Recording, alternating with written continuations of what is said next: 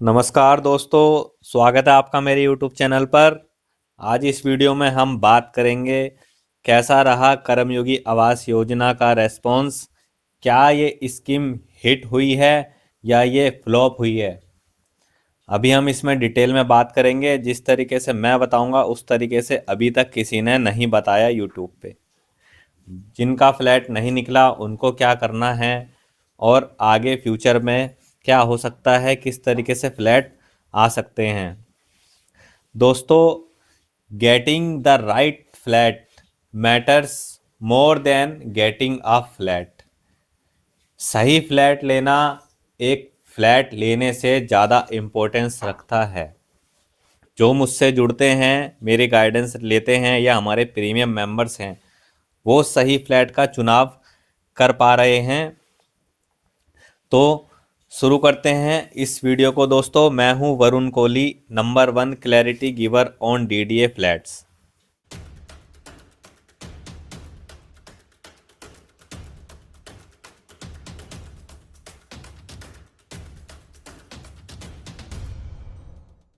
सबसे पहले तो दोस्तों, जिन लोगों को भी फ्लैट मिला पिछली दोनों स्कीम के अंदर, उन सभी को मेरी तरफ से बधाई। और जिन लोगों को नहीं मिला उनको भी निराश होने की ज़रूरत नहीं है। अभी डीडीए के काफ़ी सारे फ्लैट्स स्कीम्स में आने हैं।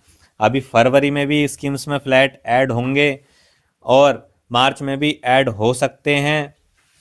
जिस हिसाब से डीडीए आप देख ही सकते हैं, काफ़ी एक्टिव मोड में चल रहा है। एक साथ 4 से 5 स्कीम्स इस समय लॉन्च हो चुकी है। तो जल्दी ही हमें इन स्कीम्स में फ्लैट दिखेंगे, क्योंकि 31 मार्च तक जो है इस स्कीम की वैलिडिटी है और एक भी फ्लैट अब उसमें अवेलेबल नहीं है। मैं जनसाधारण आवास योजना की बात कर रहा हूँ। जिन लोगों ने भी फ्लैट बुक किया है, आप हमारे व्हाट्सएप कम्युनिटी ग्रुप पे जुड़ सकते हैं, जिसमें कर्मयोगी आवास योजना के कई सारे जो हैं लोग हैं जिन्होंने फ्लैट बुक किया है। ओनर्स एक्सक्लूसिव ग्रुप मैंने बना रखा है, जिसमें आप डिस्कशन कर सकते हैं आगे की प्रोसेस के रिगार्डिंग। और जिन्होंने भी गोल्डन अपार्टमेंट में लिया है, वो भी मुझे अपनी रिसिप्ट और फ्लैट डिटेल्स व्हाट्सएप पे सेंड कर सकते हैं। उनको एक्सक्लूसिव ओनर्स ग्रुप में ऐड कर दिया जाएगा।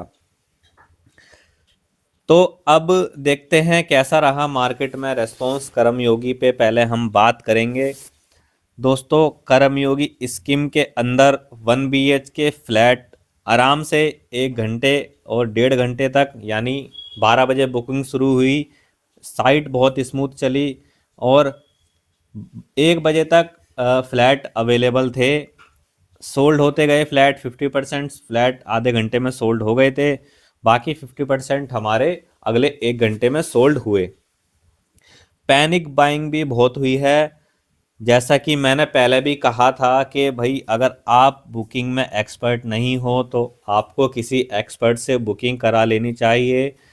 35 लाख और 80 82 90 लाख का आप एक फ्लैट ले रहे हो, उसमें आप आधा 1% किसी एक्सपर्ट को दे के बुक करा सकते हो, तो ये बहुत अच्छी बात है। क्योंकि मैंने जैसा कि कहा, getting the right flat matters more than getting a flat.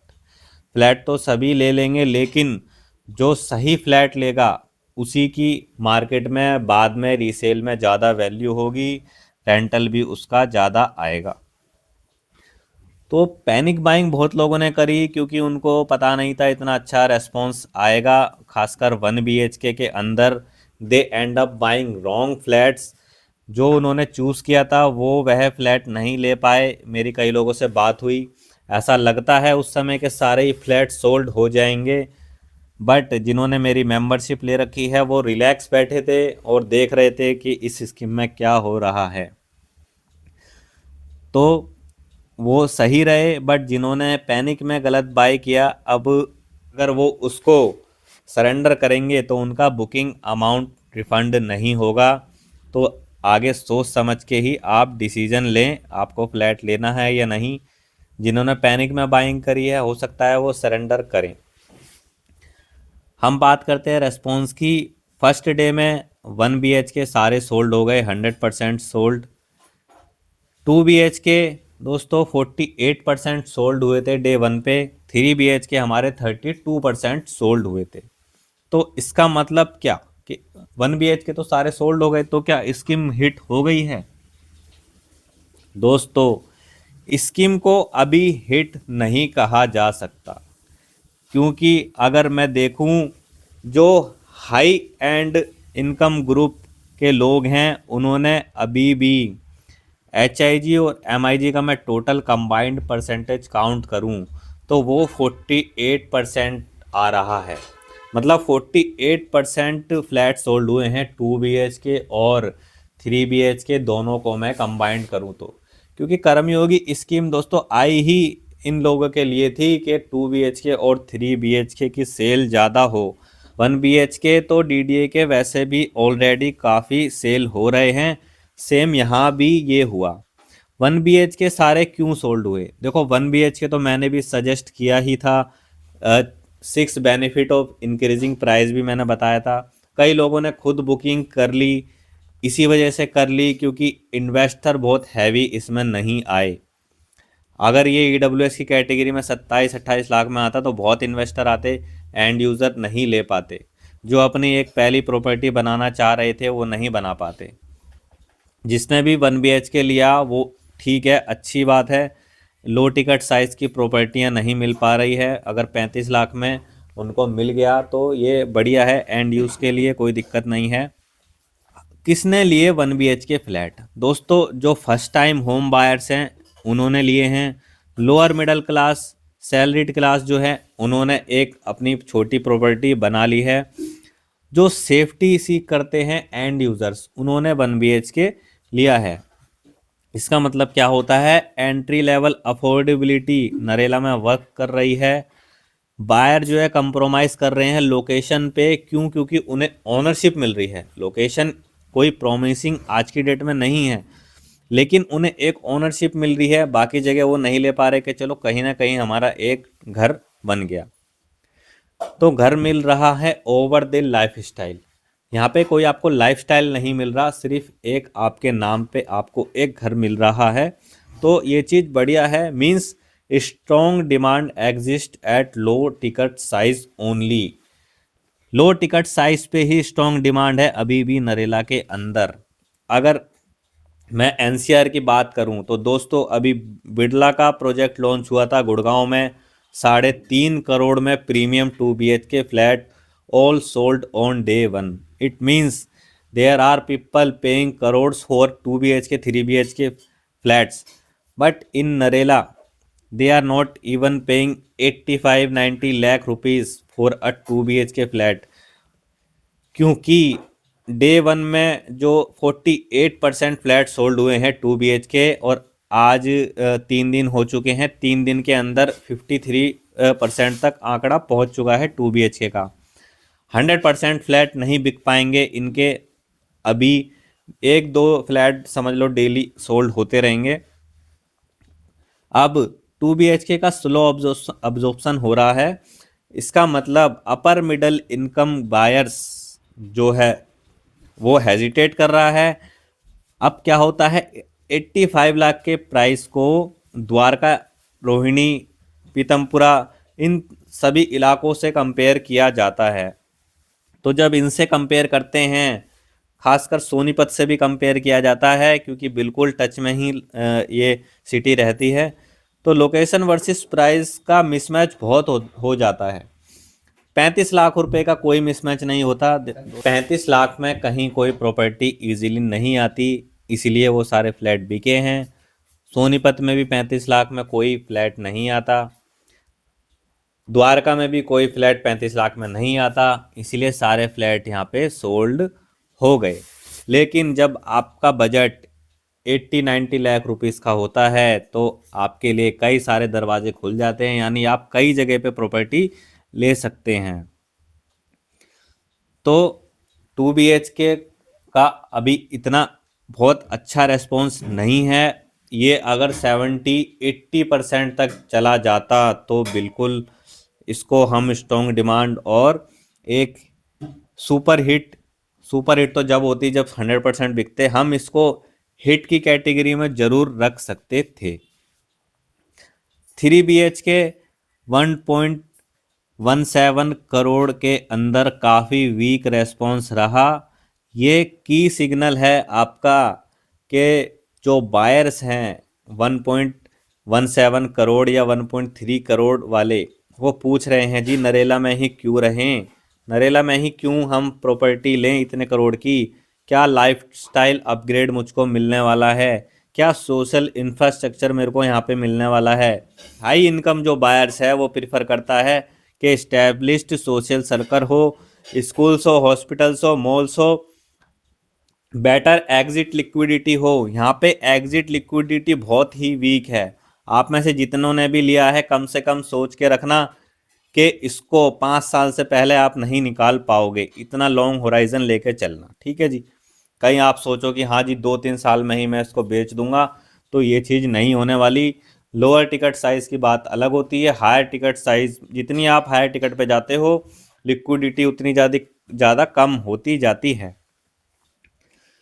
1.3 crore के अंदर बहुत सारे ऑप्शन खुल जाते हैं, यहाँ तक कि आप प्लॉट ले सकते हो। आप 1.3 करोड़ के अंदर तो आप नरेला में प्लॉट लेके भी आप उसमें 3-4 मंजिल बना सकते हो, जिसमें आपका अच्छा रेंट भी आ जाएगा। यहाँ पे 3 BHK का आपको 20,000 भी रेंट आ जाए तो वो ही बड़ी बात है। तो यहाँ पे जितनों ने भी लिया है वो एंड यूज़र ही होने वाले हैं। They are not rejecting price, they are rejecting location risk. Narela में लोकेशन का बड़ा रिस्क है, तो हाई एंड बायर है वो, इसीलिए अवॉइड कर गया। तो नरेला को क्या हम कह सकते हैं कि जो हाई एंड जेनरी है वो अवॉइड कर रही है? Yes, clearly and logically. जो हाई इनकम बायर्स है वो वेट कर सकता है, वो ज़्यादा पे भी कर सकता है, बट वो डिमांड करता है better ecosystem. That why Narela does not yet justified 1.17 crore lifestyle spend. तो नरेला की मार्केट के लिए ये कर्मयोगी स्कीम क्या इंडिकेट कर रही है कि भाई ये मार्केट कोई इन्वेस्टर मार्केट नहीं है, पुअर रेंटल यील्ड है, स्लो रीसेल एग्जिट है, लिमिटेड प्राइस एप्रिसिएशन है। दोस्तों ये मैं पहले भी बता चुका हूँ। Upper cap resistant is totally visible. End user city है दोस्तों, ये कोई एस्पिरेशनल सिटी नहीं है, ये सिर्फ वर्क करेगी फर्स्ट होम बायर्स के लिए, गवर्नमेंट PSU एम्प्लॉई के लिए, जो लोग लॉन्ग होराइजन के हैं 10+ ईयर्स के आसपास जो सोच के चल रहे हैं, उनके लिए ये सिटी होने वाली है। Narela is affordable housing wearing premium pricing and buyers see through it. अगर मैं आपको स्ट्रेटेजिक एक बताऊं तो बेस्ट वैल्यू आपका 1 BHK तो है, 2 BHK आपको काफ़ी सेलेक्टिव होना चाहिए लेने में। 3 BHK totally avoidable, totally avoid करने के लिए मैं बोल चुका हूं पहले भी। फ्यूचर अपसाइड क्या होगी दोस्तों? Totally depends on real infrastructure delivery, not announcement. अभी अनाउंस हुआ है कि 2 यूनिवर्सिटीज़ को पोजेशन लेटर मिल चुका है, ये एक अनाउंसमेंट है, ये रियल इंफ्रास्ट्रक्चर अपग्रेड नहीं है, फाउंडेशन स्टोन नहीं रखा गया। जबकि फाउंडेशन स्टोन रखा जाने के बाद भी कई साल लगेंगे यूनिवर्सिटीज़ को बनने में।